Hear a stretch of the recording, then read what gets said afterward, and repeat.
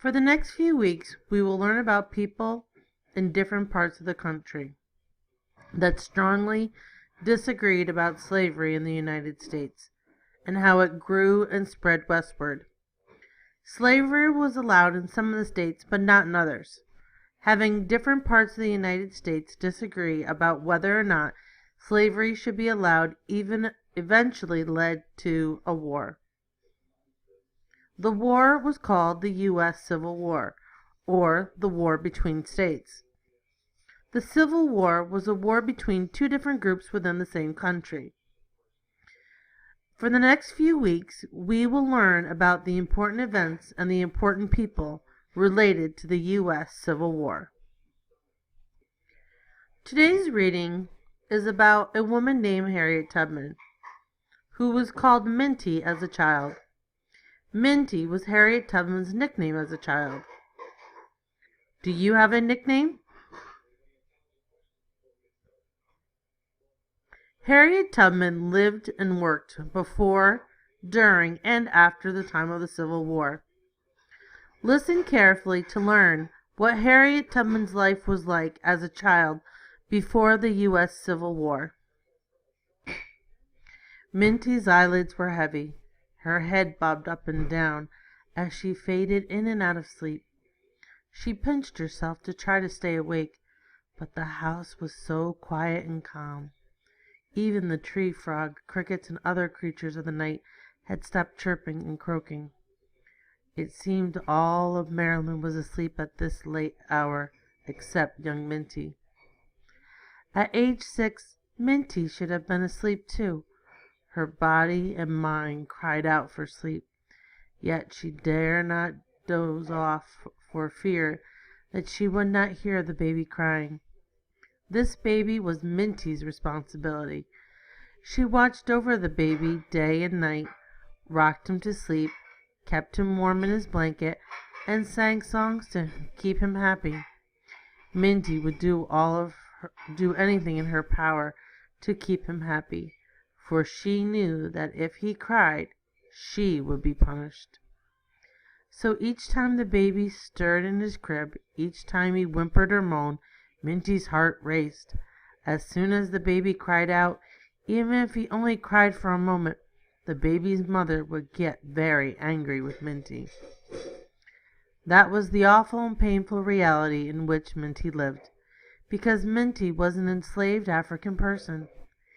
Even at the tender age of 6 years old, she was forced to work for no pay all day long, every day.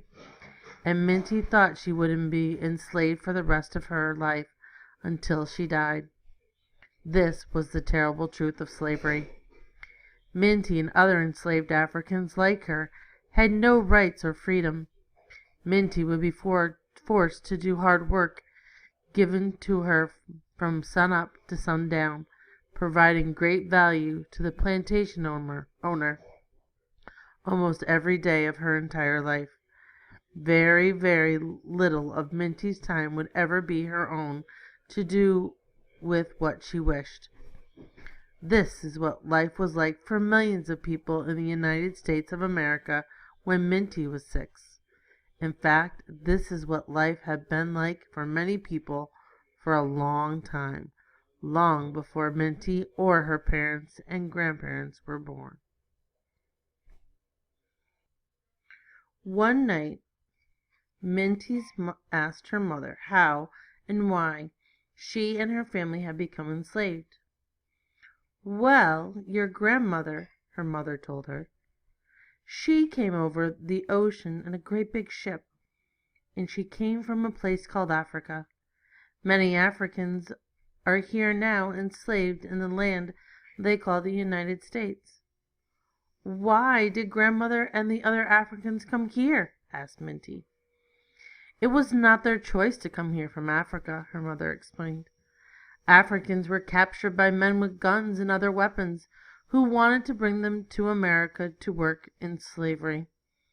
They were put in these ships against their will, and then they were brought to this country and sent to places like plantations, farms, businesses, or households to work. That's why your life is the way it is. We do as we are told, and we do our best to survive. By this, Minty's mothers meant they worked hard to keep their families as safe and healthy as possible. Minty's father and mother had 9 children, including Minty. But, like most enslaved Africans, the family did not live or work together all in one home. Minty's mother worked for a man named Edward Brodus. Minty's father worked for a man named Edward Thompson, whose plantation was down the road from the Brodus home.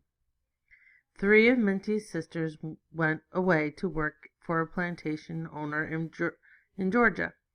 Minty never saw them again. As her mother said, enslaved people did not have a choice or a say in the matter. The plantation owners did whatever they had to do to make as much money as possible from their plantations and slave labor. Because the families of enslaved Africans often could not live together or were separated, they depended on the community of enslaved Africans on the plantation. Mothers and fathers would take care of children who were not their own. Enslaved Africans helped and supported each other as communities by looking out for each other and working together. In this way, they could be strong together despite the fact that they were enslaved. Although life was hard for the enslaved people, this working together and helping each other contributed to their survival and made it better. Where Minty lived, the enslaved Africans worked hard to perform many jobs that added value to the plantation. They took care of the horses and tended the crops of the tobacco, corn, and hay plowing, planting and harvesting. In the winter, they chopped wood, mend fences, and helped clear more land for farming. Many enslaved people were skilled at a trade. Some tended to the farm animals, and butchers preserved the meat. Weavers, spinners, and seamstresses were involved in processing and making of clothes. Other skills were valued. Skilled carpenters constructed, repaired buildings, and made furniture, and blacksmiths used iron to make and mend important tools for the life and work of the plantation. Many lived in shacks with dirt floors and one set of tattered clothes, no shoes, and did not have enough to eat. Most enslaved Africans worked out on the field, performing the many difficult tasks involving growing and harvesting the crops. They were known as field slaves. They lived the hardest lives of all. They worked from early morning until late at night, often with no relief from the heat or rest for their hard labor. They always worked under the watchful eye of overseers, people who kept watching over them and directed the enslaved people. The enslaved people always worked under the threat of punishment. Other enslaved Africans worked in what was known as the big house, the big, beautiful mansion belonging to the plantation owners. They did not have to work in the hot sun. They wore nicer clothes than the field slaves. They sometimes had access to more food than the field slaves. In addition to daily cooking and cleaning, house slaves helped make butter, wash the household laundry, care for the plantation owner's young children. That was Minty's job, which was why she was watching the baby at night. Just like those who worked in the field, enslaved Africans who worked in the house worked hard. But also, like the people who worked in the fields, they helped each other a lot, and this made it less hard and less sad. Plantations like the one that Minty and the other enslaved Africans lived and worked were common throughout Maryland and all of these states in the southern United States, or the South. The South had rich soil and endless farmland. Those who owned the land could get rich by growing and selling tobacco, cotton, and other crops. Running a large plantation required many workers. There were no tractors or other machines to help in those days. The enslaved Africans worked on the plantation, contributed valuable skills and labor to the success of the plantation. Without enslaved Africans, the plantation could not be run. They did many important jobs of all kinds. Even so, rather than hiring workers and paying them, plantation owners who were white forced people who were black to work for free in an enslaved life. The plantation owners thought that they could treat these African people this way because they looked different. Because of this difference in the way they looked, the plantation owners thought that they were better than the people they enslaved.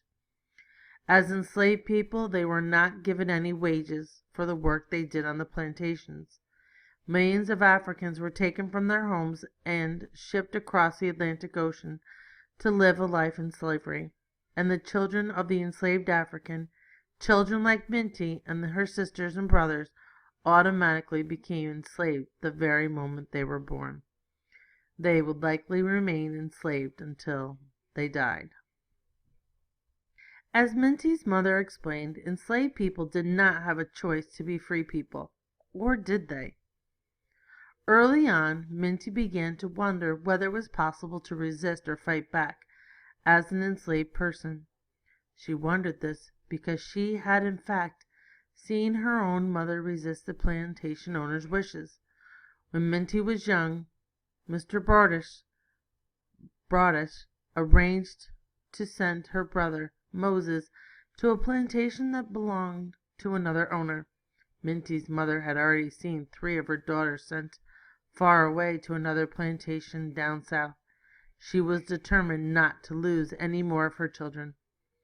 When Mr. Broadish came to fetch Moses to send him away with the other plantation owner, Minty's mother stood in the doorway and promised, "I will not allow any more of my children be taken away." Something in her eyes must have scared Mr. Broadish that day, because he turned around and he never tried to send Moses or anyone else in Minty's family away again. This event gave Minty a shred of hope that one day she might be able to fight back and possibly win her freedom.